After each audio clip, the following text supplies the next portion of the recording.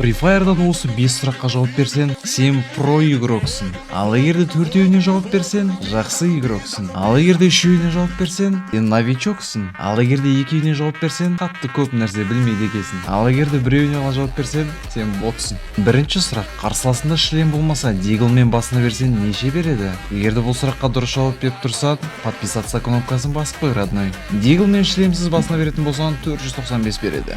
Оңай сұрақ па? Ал қиындауына кеттік. Екінші сұрақ: эксперттен кейін қандай ранг? Бұл сұрақтың жауабын білетін болсаң, видеоға лайк басып қой. Бұл сұрақтың жауабы грандмастер. Что-то бұны да білетін сияқтысың ғой да? Келесі сұраққа кетейік, ал қиындау сәл. Үшінші сұрақ: отырған кезде тез қимылдататын қандай питомец? Отырып алып тез безіп жүретін. Ол утка, крякер. Бұған да дұрыс жауап бердің ба?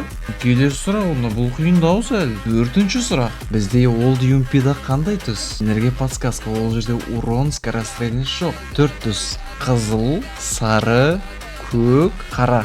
Қандай түс? Және де дұрыс жауап қызыл түспен. Что-то мықты сияқтысың ғой сен да?